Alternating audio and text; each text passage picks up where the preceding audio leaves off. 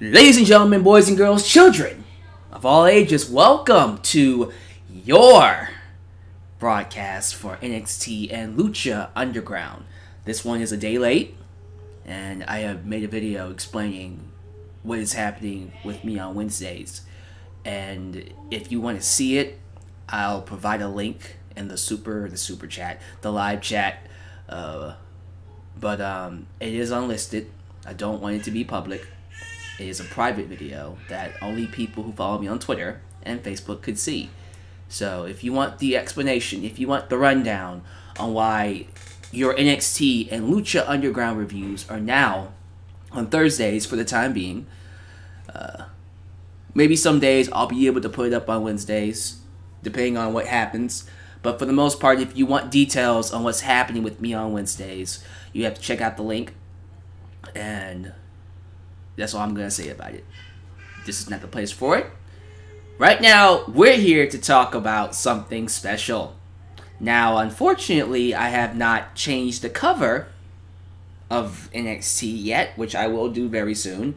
But this guy right here is looking a little different based off of what happened, as you guys know.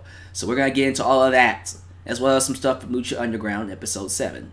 And if you like what I have to say, you can like the video and subscribe, as well as follow me on Twitter and, of course, like me on Facebook. But you can also donate using Super Chat. You can donate using PayPal or Patreon. But most importantly, if you really want to help expand the brand of your boy, Alyx Man, you can buy yourself a Alyx Man t-shirt today at Pro Wrestling Tees. This is an odd day to be doing this, so I'm not expecting a big crowd. So let's see who's here in the live chat. Who we got in the live chat? We got Elias Ademi, who's supposed to be on vacation, but what's up? Awesome Kid 254, Ultra Shadow 97, nickname Mai, TLB the Fly Guy, Jake Horror, Charlotte Flair, Dying Stray Kid, Cindy McGonigal, let's see, Polo Dos Solo, D-Got the Justice, Everything Pro Wrestling, Latrell Finkton? I think I said your name right. Finkton, Mr. Finkton. Oh god, this is not gonna get right. Got Torex. Close enough. Brendan Ryan, Nick King, Sniper Wolf, Star Wars Fan, Bobby Reyes, Marcus S, AJ Singh. Let's do a couple more because they coming in like crazy right now. Bobby Reyes, Chris F, and let's do one more. I want to be sure I get a new one here. Hadoukener. I like that name. That's a good person to end on. Hadoukener. So thank you guys for joining me for this live broadcast. If I missed your name, it's not because I hate you. There are people here. Sometimes it goes crazy and I can't catch everybody. But yeah, let's go ahead and get started with not NXT, but Lucha Underground. As I said, we had episode 7. And tell you what, I'll post a link to the private video at the end of the broadcast. I can't pull it up right now because I don't want to mess up the stream. But I'll definitely post that link at the end of the broadcast. But regardless, we had episode 7 of season 4 for Lucha Underground take place. And I do want to talk about this real quickly because a lot of people have been, they haven't been complaining necessarily because compared to Raw, Lucha Underground is still the superior show, a very superior show. But they've noticed that the quality of Lucha Underground hasn't been what it's been in the past. Because usually, especially for season 3, things would start to get a little more exciting. The show itself isn't bad, but compared to previous seasons, we've noticed a dip in quality, and I think that's because their roster is different. We don't have a Rey Mysterio. We don't have a Prince Puma. We don't have the people that we're usually used to seeing, the sexy stars who screwed herself up badly and screwed everyone over as a result. You don't get that pop as much as we did in previous seasons because it's a new roster. It's a completely different roster. Yeah, we still have mainstays. We still got Pentagon Jr. We still got the Worldwide Underground, the Reptile Tribe. It's not absolutely different. But when was the last time we saw Aerostar? You know, when was the last time? We don't even have Angelico no more, so he left. But, like, those people that we're used to seeing, we don't see as much. Drago was on an episode, but we don't see him as much either. So, I think as the season goes by, and we get more into the story, and we start to really unpack what's going on, I think that's when it'll start getting interesting. We saw Marty the Moth at the end of this episode. We haven't seen him all that much. I haven't seen Killshot really have... Well, he had one match, but he hasn't been given a lot of screen time. What happened to Dante Fox? So, a lot of things have changed. It's not the same show. Now, we're getting some interesting things. The Rabbit Tribe is a lot more darker. We're getting Matanza, who's a monster again. That's pretty cool. The stuff with Katrina and Phoenix. There are still some things to like. But even I will admit, it's not as good as it used to be. But fret not. I think as the season goes along, that's when it'll start to get hot again. But you have to understand. Everybody has their... Every wrestling company has their lulls. You can't be hot all the time. And when you're not hot, it's okay. As long as you're a solid wrestling show, you'll be fine. And that's all I want. I never really gone out of my way to want more than a solid show. You know, I don't expect every show to be WrestleMania 17 quality. But if you are able to tell a competent story that, you know, keeps me engaged with good wrestling, good action, and strong characters, we're good. And Lucha Underground has done that. So I can't really complain. We kicked things off with a match between the former Black Swagger Jake Strong, the Savage Jake Strong, taking on Sammy Guevara, who is from Houston, Texas. Which, hey, H-Town boy. Solid match. I thought Sammy's moonsault off the balcony was insane. You know, I could never be paid enough to do stuff like that, ever. So it's really cool seeing people like Sammy do it. And he is really good. I've seen some of his stuff in PWG. So I'm very, very pleased to see him do it here in Lucha Underground. But as you guys know, we're giving Jake Strong some spotlight here. So he ends up winning and snapping Sammy's ankle after the match. Because that's his thing now. Like Pentagon Jr. or Pentagon Dark.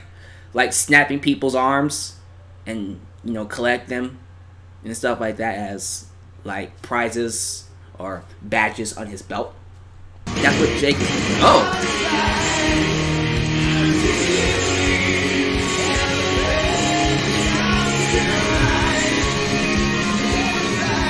Sorry about that, it was a little loud.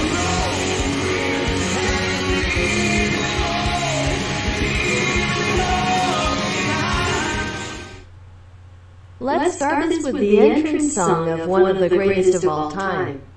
By the way, how would you rank all wrestling shows you know right now? Lucha, NXT, Raw 205, Raw, Impact, etc. Well, parenthesis. Let's see here. Right now, if I'm being honest, NXT is probably the best, in my opinion. That's number one. New Japan would be number two. I don't know how Impact is doing as of lately. I just got back into it, so I won't put it as number 3 for now. I'll put Lucha Underground as a safe number 3, and then Impact is number 4. SmackDown would be number 5, and Raw would be number 6. Raw sucks. Raw's awful. I might not even put Raw on the list. I might just give ROH. Wait, did you ask about ROH? You did ask ROH. Okay, so Lucha Underground is number 3. I'm gonna have Impact as number 4. I'll put ROH as number 5. And then put SmackDown. I'll put SmackDown as number 5, then ROH, and then Raw. Because, again, I don't watch a lot of ROH, so I can't really be confident in giving it a high spot. But I know by default it's better than Raw, so there you go. At least it's not last on my list. Then 205 Live. Ah, crap. Okay. One more time. Number 1 is NXT. Number 2 is New Japan Pro Wrestling. Number 3, I guess, would be It's still Lucha Underground, but number 4, I guess, would be 205 Live. I put 205 Live as number 4. Then after that, I'll put, let me make sure I don't skip over everything. I'll put Impact, then SmackDown, okay, then ROH, and then Raw. Not saying ROH sucks. I'm not confident in the weekly shows because I don't watch them. So hopefully that works. You know, I'm gonna go with that. I like that list. Okay. Regardless, I think when it comes to Jake Strong, Mr. Jack Swagger, I'm fine with him getting the shine that he's getting. I appreciate something new, and that's something Lucha Underground I love about. They're gonna give everybody a shot. Everybody gets a shot at Lucha Underground. It doesn't matter who you are, unless you're a sexy star and you do something stupid, like try to actually break someone's arm because you have beef with them. Yeah, you don't get a shot if you do that. But it doesn't matter if you're a well-known talent or a not-so-well-known talent. You get a shot in Lucha Underground. And when they try you out and you don't work, and they stop using you as much, okay. But you're going to get a shot. So why not? Let's give Jake a shot. So far, I'm okay with it. I might get bored with him as time goes by, but ain't nothing wrong with having a shot. Moving on to the next segment here. We have Antonio Cueto coming out to talk to Vinny Mazzaro. He is preparing for a match, and Antonio basically says, you know what? I've always thought about firing you because I think you're a waste of space, but you know what? After second thought, I want to offer you something. Pizza. He gave him a box of pineapple pizza, which he hated, and he told him to shut up. Not like Vince McMahon, but he told him to shut your mouth because you better enjoy it. You about to be a victim of the sacrifice to the gods, which leads to Matanza coming out, and Matanza absolutely destroys him, hits him with the Wrath of the Gods, and pins him 1, 2, 3, and then sacrifices him and the Pizza Man to the gods above. I'm still not quite sure like how this is affecting Matanza. Is he getting stronger? Does it affect him at all? Is he already like a god? He's already invincible? Okay, then as you feed more people to the gods, what happens as a result? I'm very curious where this is leading. Because we're doing this for a reason. I'm cool with them sacrificing people to the gods. And I'm assuming this is basically killing people off. All the people that have been sacrificed, they're dead. Does this mean that they stay dead? Are they able to be resurrected? Like, what are the rules in this universe? Because this is not a regular wrestling show. This is a fantasy world. Well, honestly, every wrestling show is a fantasy world. This is just more fantasized than the average wrestling show. But in this fantasy world of wrestling, like, I'm trying to figure out the rules here. They're gods, clearly. Alright, so as we sacrifice more to the gods, what does this do? Does this make them stronger? And when they become stronger, do they get something like maybe the ability to become a human? And if they're being sacrificed, is it to Matanza himself? Is it to Matanza the god or to a different god? And if it's being sacrificed to Matanza, is he getting stronger as a result? So I have a lot of questions. And these are not to mock the show. It's actually a positive because I'm now curious to see how they answer these questions as time goes by. What's going to make me upset is that you give me all these questions and you don't answer them. So we'll find out. I'm very curious to see where all of this sacrificing to the gods go to. But moving on to the, well, it was supposed to be the main event, which is a six-way. Let's go six-way match for the gift of the gods. Before the match started, Antonio Cueto comes out and decides to mix things up and changes the match into a trios match where the three winners, the winners who win the six-man tag match will get the chance to fight for the gift of the gods, because he could. Cueto puts Ivelisse and Son of Havoc together because they have history. And, of course, Son of Havoc chooses Mac to be on their team. So it's Ivelisse, Son of Havoc, and the Mac taking on El Dragon Azteca Jr., King Cuerno, and Desmond X. The six-man tag was actually pretty solid. It didn't last that long, so I can't really say it was spectacular, but fun match. Lots of high-flying, lots of crazy stuff. I did like the story with Killshot appearing on the top of the ramp and just kind of watching and laughing when Mac and Son of Havoc don't do so well. I like the slow burn heel turn, if that's where we're going. Or he's just being a douchebag babyface. I have no idea, but I'm curious to see where that leads. Regardless, King Cuerno, El Dragon Azteca, and Desmond X win. They beat Son of Havoc, Ivelisse, and the Mac. Afterwards, we have Mil Muertes come out and basically attack Son of Havoc and the Mac because Mac screwed him out of the match. Screwed him out. Eliminated him from the match last week. And of course, rightfully so, he is pissed off. And so he appears and starts attacking the Mac. He starts attacking Son of Havoc. And then Killshot tries to come in and save them. I mean, he goes up to Mil Muertes, but he ends up kicking Son of Havoc. Like, was that by accident or was that on purpose, bruh? Regardless, Mil Muertes kicked his ass too. So clearly there's some tension between Killshot, Son of Havoc, and the Mac. So let's see where that goes. And what's the story behind that? We might be turning Killshot heel. I don't know if we are, but we are still in the beginning stages of the season, so we'll see where it all leads. Regardless, the main event was Get to the Gods. El Dragon Azteca Jr., King Cuerno, and Desmond X. Great match, by the way. I thought all three of them put on a hell of a match. Desmond X was the star of the match. I thought Desmond looked really good. I've only seen him a couple of times in PWG, but watching this match makes me want to know more about him. He's really good. He did that awesome backflip backflip Pele kick. Instead of using one leg, he uses two legs. It's freaking sick. This entire match was freaking sick. Everybody looked good, man. But yeah, to me, the highlight was Desmond X. But regardless of that, the winner is El Dragon Azteca Jr., which is really cool. As you guys know, Azteca was one of the mainstays of the first season, and of course he ended up dying as a result of Black Lotus, who we haven't also...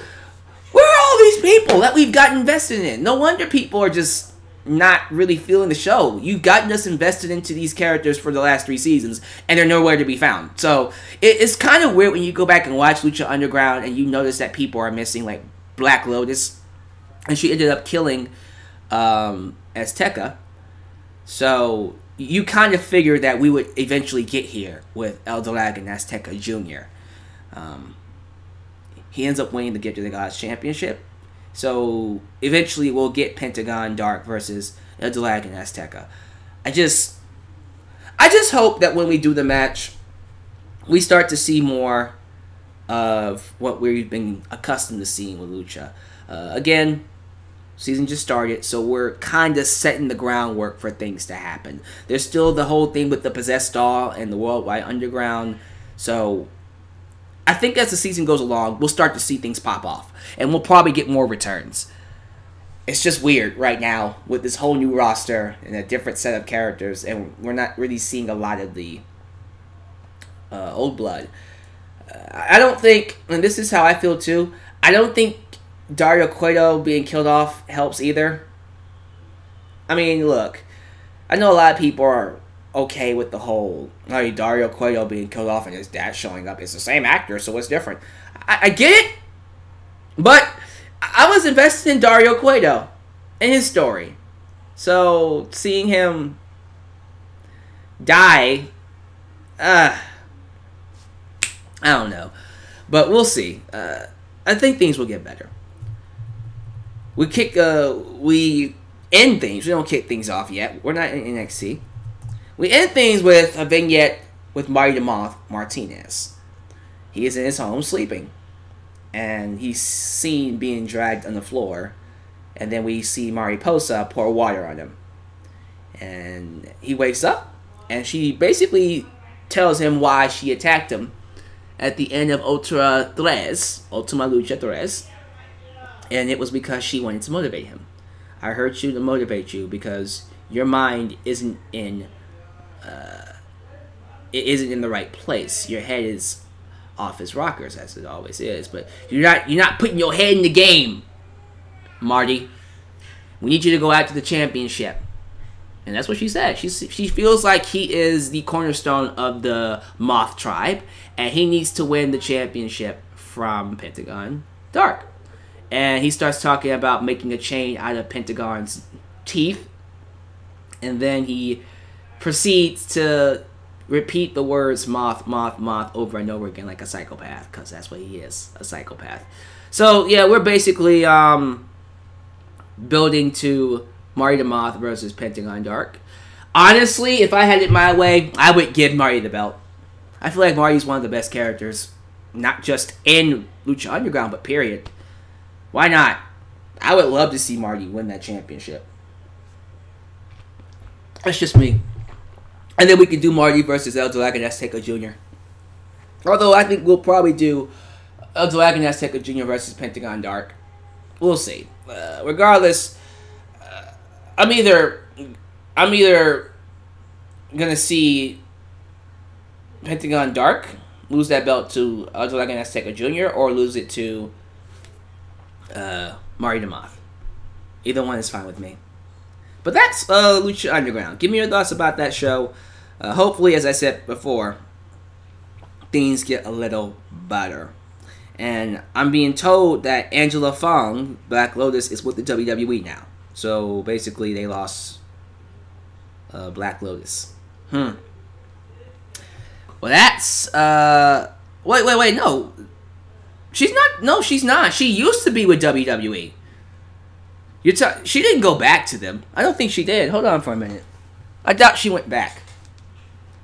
Because I just read someone. I just read in my my live chat, that Black Lotus went back to WWE. I don't think she did. Her name was Angela Fong, right? Angela Fong. Lucha. It says here. Hold on. It's going to say something in just a second. It's taking its sweet time. Alright. Angela Fong is... No, she's still with... Yeah, she's still at Lucha. She's on the roster page. Okay, so she's still there. So she might show up later on this year. I was a little worried. I was like, please don't tell me she went back to WWE. Not right now. Alright. So Angela Fong is still with Lucha Underground. Black Lotus. We might see her later on. So, anyways, NXT. This is the show you guys have been waiting for. Let's go ahead and move on to what many of you want to hear me talk about. And this is the A show, the true A show in wrestling right now. NXT. I hope you're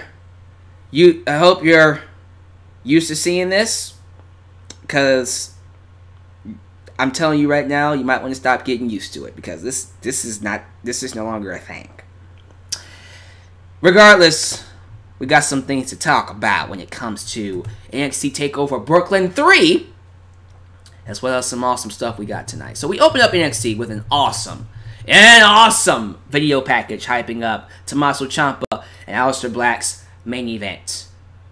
Just well put together, highlights all the stuff they've been through for the last few weeks. Really good promos from both men. Could have easily been an NXT Takeover match. Could have easily been one.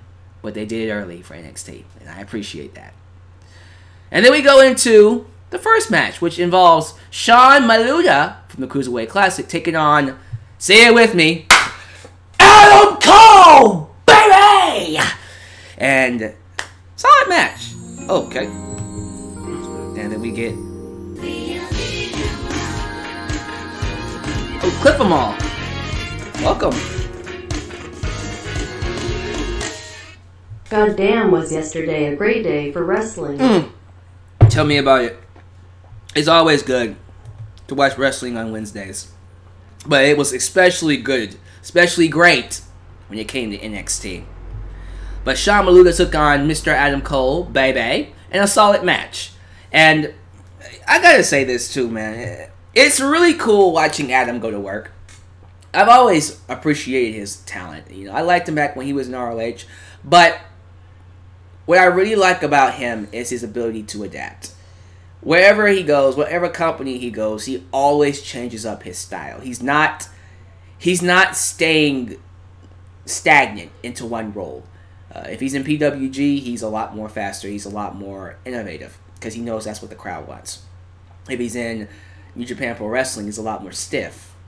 Here in WWE, he's playing a character, and he's very character-driven, which makes him awesome. He reminds me, not saying he is old school Shawn Michaels, but he does remind me of a little bit of old school Shawn.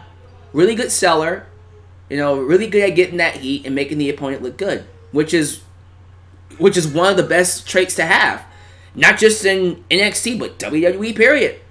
So I thought he looked really good in this match. Shamaluda did end up losing. And after the match, Adam Cole brags about defending his belt all over the world, although we don't see it on NXT, and giving young stars an opportunity. That's when Ricochet shows up, uses this opportunity, see what I did there, to basically challenge him. He says, look, since you think you're all that, and since we haven't really seen all these title defenses that you've been putting on around the world, I guess you wouldn't mind putting that title up against me, moi, at NXT TakeOver Brooklyn. Adam Cole declines the offer because he feels like he'd be diminishing himself for fighting a talent lower than him, like Ricochet. Ricochet calls him a coward. He gets a coward's chant, and he still declines it. He goes to walk up the ramp, and he's joined by the Undisputed Era. That's Kyle O'Reilly and Roderick Strong. As they're walking to the ring, the War Raiders show up on stage. They run to the side to avoid the War Raiders and run into the Mustache Mountain crew. That's Derek Bateman. Sure. EC3, Derek Bateman. Tyler Bate. They ran into Tyler Bate and Trent Seven. So, based off of this one segment, we already got two matches we're looking at. For the North American Championship, Ricochet versus Adam Cole. And for the Tag Team Championship, it looks like a three-way. So, Mustache Mountain versus War Raiders versus Undisputed Era. Which, by the way, sounds fucking amazing. Both of those matches sound great. Both of those matches are awesome matches to have for NXT TakeOver. But, bruh, man, that tag match. That tag match sounds like heaven. Can't wait for that. Speaking of NXT TakeOver, backstage we have William Regal hosting an official contract signing for the NXT Women's Championship between Kairi Sane and Shayna Baszler. Regal reminds the world that this is a rematch from the 2017 Mae Young Classic Finals, where Kairi Sane beat Shayna Baszler. Now, Shayna takes this as an insult, stating that she's not the woman Kairi beat last year. In fact, she has surpassed Kairi, who hasn't grown since that night and has been riding off that coast for basically an entire year. Kairi, unnerved, signs the contract and says, I know it. You'll know it. I can beat you. And she said it like 2 or 3 more times. I think she said it. She had to repeat that like a couple of times. Shayna got insulted, says, I don't need this, signs it, and walks off. And then she reminds Kairi that it doesn't matter what you have to say. At the end of the day, you'll hear the 2 words that everyone else has heard. And still, you're NXT Women's Champion, Shayna Baszler. Good promo. Shayna has really gotten comfortable on the microphone. After the segment, we see Shayna leave the room, and we have Candice LeRae come up to her because she's tired of Shayna just talking crap about her. But she's stopped by Sarah Del Rey, who would be an awesome opponent for Shayna one day. Just saying. She can just be called the NXT trainer. Why not? But regardless, they're still keeping Candice in the mix. Let's see where that goes. I think that's going to be interesting. We have a match between Lacey Evans taking on a local talent called Tanella Price, who I have no idea I know anything about. I know nothing about where she's from, what her real name is, if that is her real name. Doesn't really matter because she lost to Lacey Evans when she got hit with that women's right. I'm cool with Lacey. I think this heel role is actually benefiting her. It's showing a lot more. It's showing a lot more from her than what she was doing as a babyface. And I think when she actually does eventually go back to being a babyface, I think she'll be able to make that work. She won't be as bland as she was. She'll be a lot more seasoned, if you know what I mean. We have Bianca Belair doing an interview backstage. Basically, she confirms that she's hurt, but reminds everyone she is undefeated and she is still the EST of NXT. And she just repeats the fact that she's undefeated. And that's about it. Alright, so we got through all of that. We're finally here. We're finally at the main event of the evening for the NXT Championship. We got Tommaso Ciampa, or Ciampa, whatever one you want to say, taking on Aleister Black. Ciampa came out to no music. He came out to the soothing sounds of booze, which is really, really cool. And then we have what I consider to be one of the best matches on NXT TV this year. Dave Meltzer gave that tag match with Undisputed Era and Mustache Mountain 5 stars. You know what? I think he might be in store for another 5-star match. This match was insane, incredible. It had everything you could want. You had strong characters, it had strong moments, it had stiff, crazy, innovative spots from both men. They beat the living hell out of each other. Easily worth someone's 5 stars. If it's not Dave Meltzer's 5 stars, it can be anybody's 5 stars, but definitely worth a 5-star rating. I hope he gets it. Let me just say this too. I got a rant. I don't usually rant on NXT, but I'm going to do it. I'm going to rant on NXT right now. Because this is something that kind of pisses me off. What the hell is with these spoilers? NXT should be... Look, I get it. These wrestling dirt sheet sites, they put these up to drive traffic. And we as fans can choose to watch them, to read them, or ignore them. It's our choice. But I do get a little upset when big moments like this get spoiled. Because I was spoiled about Tommaso Ciampa winning the championship last week, which already pissed me off. And then I saw this match and I'm even more pissed off because I already knew how it was going to end. And I feel like I would have been more invested in the match if I didn't know the ending. I didn't know how he was going to win it. How he won it was freaking amazing. And it tied awesomely into what I think is going to be the main event at NXT TakeOver Brooklyn. Regardless, it just really gets on my nerves that we live in a generation or during a time where special matches like this take a hit because of spoilers. And this match could have easily lit the entire world on fire. And it did. Check this out. This was trending last week the moment it was announced Ciampa won the championship. So it's not like this match didn't make an impact, because it still did. I feel like it would be even more bigger if NXT was live. This is one of those instances where I just tell myself, I wish NXT was live, man. I wish NXT was live. I really do. I just feel like stories like what they're doing with Tommaso Ciampa and Johnny Gargano, this would be a lot more appreciated if it was live. But man, despite how groundbreaking and how trend-setting it was, I do not like the fact that they spoiled this. I don't like it. I don't like it. I hate it. I think it's dumb that we live in a generation where stuff can be spoiled like this. And this is coming from a hypocrite. I look at Impact Wrestling spoilers all the time. So, hey, you're a hypocrite. But, it still sucks. It still sucks that moments like this get spoiled. And no, NXT is not live. It's taped. They always tape it at least a week in advance or a month in advance. Alright, enough about my complaining. Let's just get right to it.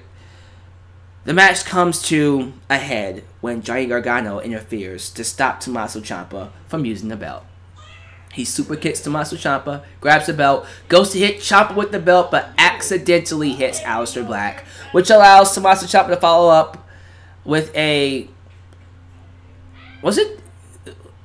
Oh, he didn't use that powerbomb. He used the Angel's Wings, the move that Christopher Daniels used in a... Well, he still uses in ROH. But, yeah, he basically beat Aleister Black with a double underhook facebuster and becomes your new NXT champion. See what I did there? Yes, we have a brand new NXT champion. The crowd, the priceless looks on the crowd's face really make this work. I loved how the crowd was sitting there with hands over their heads, shocked, angry, distressed, disappointed. Awesome. Awesome story. And the way they went about it was just, mwah. Having Johnny go in there and screw over Tommaso Ciampa, becoming the monster that he hates. It's so good. It's so... This is the kind of stuff that makes me say NXT is the best wrestling show today. Like, I love New Japan, but they're not doing stuff like this yet. This is easily the highest product out there. I don't know what that noise is. Sorry about that. Lots of screaming in the background. But, yeah, man, it's, it really is. It's really a great time to be an NXT fan. And I always tell fans, if you are ever going to get into NXT, which, by the way, if you're not in NXT by this point, you're probably never going to be. But if you're new and you're ever going to get into NXT, this is the time to do it. This is easily one of the best stories being told in WWE, let alone NXT. This is amazing.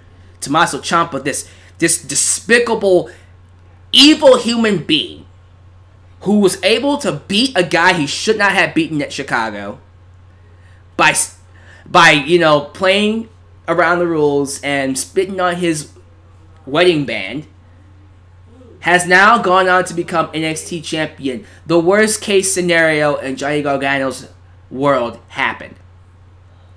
Not only did Tommaso Ciampa steal his opportunity, steal a victory, he also stole the championship. Johnny Gargano, if he was not in a dark place before, he will be now.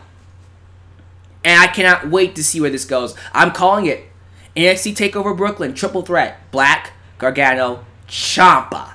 Or Champion. Tommaso Champion. But I gotta be honest with you, this is freaking amazing. I love this. This is incredible. I love heels. I love these kinds of stories. You know, as a fan, I'm rooting to see this motherfucker fail. I am. I'm rooting to see him fail, and I want to see him fail. And that's what makes this work. That's how heels are supposed to be. You want to see Ciampa fail. You know, yes, okay, you appreciate the talent. You know that he's one of the best heels in the business, and you love it. But as a fan, you're able to get past your critical mind, your hardcoreness, and appreciate this for what it is, because it's an awesome story. You want to see Tommaso Ciampa fail. You want to see Gargano succeed. You want to see this mother freaker lose his belt.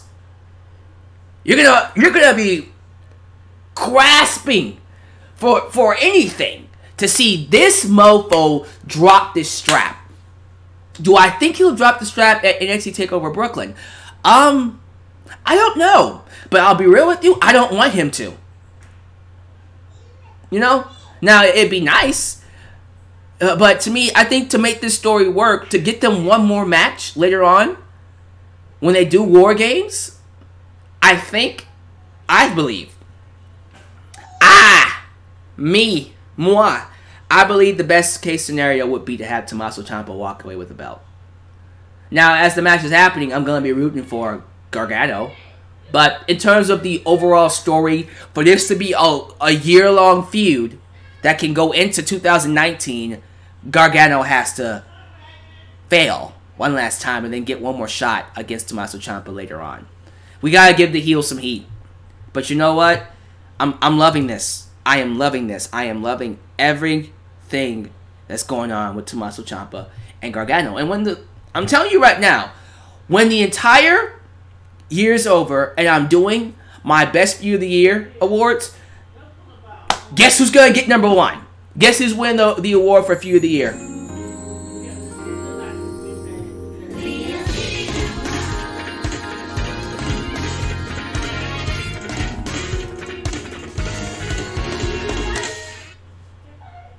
Thank you for the $2 super chat, Darnell. I appreciate you. But this is easily one of the best stories of the year. Easily. And I thank a lot of people. I thank Triple H. I thank the creative team on NXT, who was actually freaking creative. Oh my goodness. But I thank Tommaso Ciampa. I thank Gargano. I thank everybody involved. This is what wrestling is all about. NXT Takeover Brooklyn. Let's preview it. Let's just go right into a preview. This is what it's looking like, and I'm gonna write this down as I talk about this. NXT Takeover Brooklyn is gonna have possibly a triple threat match for the tag team titles. So let's put that down. NXT Tag Team Championship 3-way, and it's gonna be Mustache Mountain versus War Raiders versus the Undisputed Era. That is going to be a hell of a match, by the way. If they actually do it that way, that's going to be a crazy match. For the North American Championship, we're going to have Adam Cole, baby, taking on Ricochet, which should be an awesome freaking match. I'm expecting those two to really tear the house down. Do I think Ricochet will win the championship? You know what? Yes. I do think this is the time to do that. I don't think Adam Cole needs the belt. He's good. I honestly think Undisputed Era is losing all their belts. I think they're losing all the belts at NXT TakeOver Brooklyn. So, Shayna Baszler's taking on Kairi Sane. We only need to worry about that match not happening. It's already signed and announced, and that's the right match to do. You know, you have them stay away from each other for the time being, and then they touch when it really matters. And of course, my main event predicted is NXT Takeover Championship. Sure, NXT Championship triple threat. Triple threat. It's gonna be Tommaso Ciampa, taking on the former champion Aleister Black, taking on Johnny Gargano. Guarantee you, if that main event goes on as we think it is, that, my friend, is going to be awesome. Now, that's only 4 matches. What other matches can we get? Now, I'm hearing talks that the 5th match will be Velveteen Dream versus EC3, which I don't know how I feel about that match. I mean, it's 2 heels taking on each other, first off. I don't know if I would be okay with that. Personally, if I had it my way, this would be the debut of Keith Lee. I would do Keith Lee versus Velveteen Dream. I think that's the best match to do. Or Keith Lee versus EC3. I don't know. But regardless, I do think Keith Lee should debut here. This would be an awesome show to debut Keith Lee. And I think the best match would be Velveteen Dream versus Keith Lee. That's just my opinion. I don't know why I'm beating my chest. But yeah, that's what I would do. But we'll probably end up doing, of course, EC3 versus Velveteen Dream. But, and if you're asking who would be the babyface, EC3. Easily. So, I'll tell you what. I'll put EC3 versus Velveteen Dream as the 5th match. Regardless, ladies and gentlemen, that is a strong card for Brooklyn. You can't tell me that card won't be awesome. That's a strong-ass card for Brooklyn. And I'm excited if that is the card. I'm really, really looking forward to this show, if that's the card. Now, that is my thoughts on NXT TakeOver Brooklyn 3. That's my preview, if you will. That is my thoughts on NXT tonight, with Tommaso Ciampa being the new NXT champion.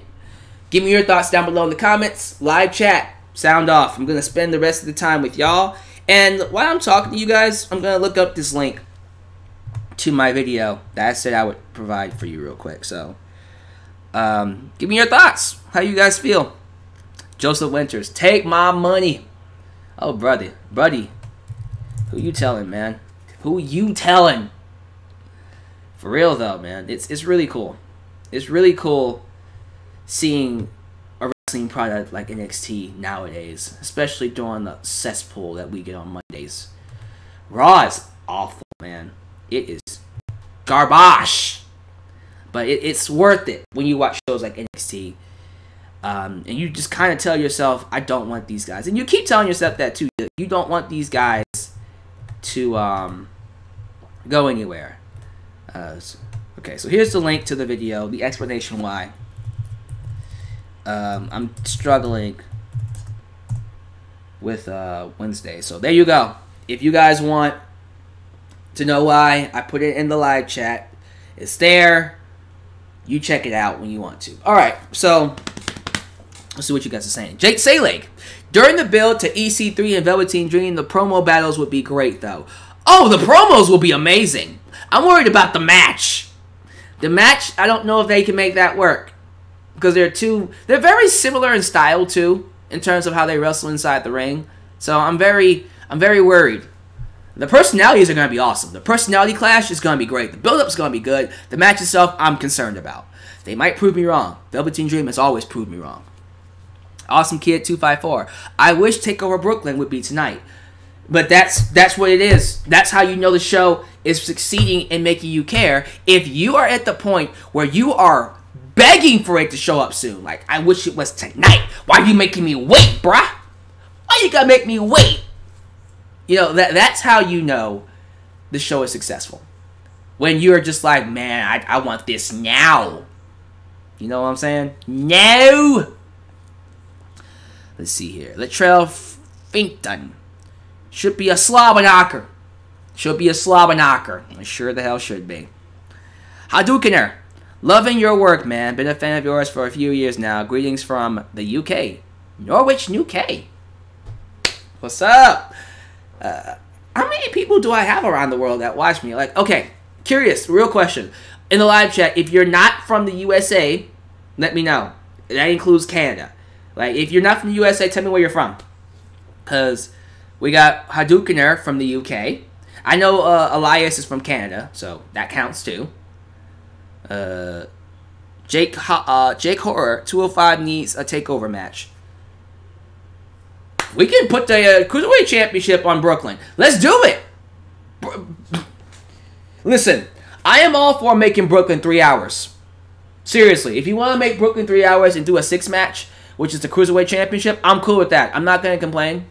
Who's going to complain about that? Ain't nobody going to complain about a 3-hour takeover, please. Life with Zach, can you live broadcast during SummerSlam? Tell you what, I'll have to ask the boys. I'll have to ask the casual viewer. I'll have to ask the Oli Florence. And if they're cool with it, we will be up here to live broadcast for 6 hours! Sorry.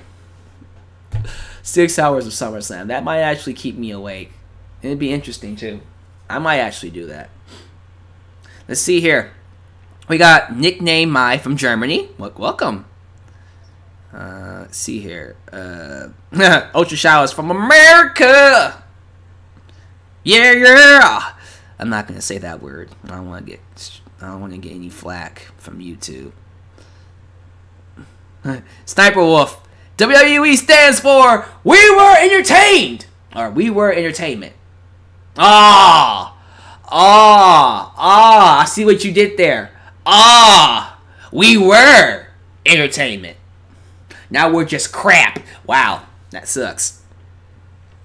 Do I think Pete Dunne will wrestle for Brooklyn? No, he doesn't really. That's what I appreciate about these NXT takeovers. Not every match or every title needs to be defended. He doesn't need to wrestle for Brooklyn. He doesn't need to. He already had his championship match at the UK tournament. He's good. Latrell Finkton. 6 hours gonna need some good. Let's see. Got Torix. You should live stream NXT Takeover Brooklyn. I'll think about it. I might live stream for both. If you guys come up and watch them, I'll happily live stream. But it's up to y'all. Let me see. You got to have someone to suffer through SummerSlam with. Donnie Thomas. Okay, a lot of you are asking me to live stream for SummerSlam. I might do it. I'll think about it. It should be interesting. I will have some breaks. But if you want me to, sure. AJ, are you watching the G1 Climax? Some of them. I haven't watched all the shows. I have caught up. I know Kenny Omega is dominating the B block. We'll have to see if I, do a review of the entire thing, the finals. So, will I review the Mae Young Classic? Absolutely. Polo dos Solos from Mexico. Welcome, my friend. Atlanta fan for life. Roman. Oh, Roman. No. I was actually thinking about making a song. What I might do for Raw reviews from now on is make them corporate reviews. I might bring in Corporate Mike and review it as a corporate figure. And then I'll have my Super Chat song be a made-up song I called Roman is the Man for Me. Roman, oh Roman, why don't you fancy? I'm glowing over Roman, 'cause Roman is the man for me. You know what? I'm doing it. If Raw sucks this upcoming Monday, which it will, I'll come up here as a corporate figure, and my Super Chat song will be that song. It sounds great. I am a genius. I'm going to do just that. What else we got? Watch Sonata versus Ibushi from last night's show. That sounds amazing. Might pop that on after I'm done with this. Wait, I gotta do my okay. I'm gonna do my SummerSlam review for 1998, and then I'll check it out because I'm almost done with SummerSlam anyways. Happy Roman Reigns. Let's see here. Roman versus Brock needs to be a bloody war, and then we have Braun Cashapp, like Cena did to Edge, but this time on Brock. You mean like Edge did to Cena? Basically, but I see what you mean. Sonata versus ZSJ needs to be a rivalry. They were good together, in my opinion. They're telling me that y'all want me to do Corporate Mike? I'll do it. I'll do it. Roman, oh Roman, why don't you fancy? I'll do it. Oh man. Okay, a couple more, then I'm gonna get out of here. You guys are awesome. Please talk like Kevin Dunn for me. It would make my day. Oh yeah, hon. Why do you want to hear my buck tooth annoying voice for? Because all I talk about is Roman, and more Roman all day. Because I love me some Roman and Roman. Oh, God. Oh, Kevin, you know how I like how you talk dirty to me. I want more Roman Reigns. Jesus Christ. Sniper Wolf, my mom hates WWE but thinks you're awesome. Your mom watches me? Your mom watches me. What the hell? Your mom likes me?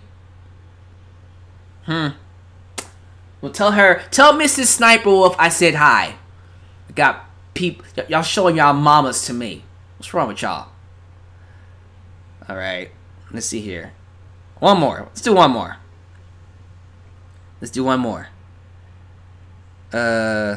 Are you gonna watch Bound for Glory? Yes, I will be watching Bound for Glory. I really enjoyed Slammiversary, so Impact Wrestling has earned my viewership for Bound for Glory.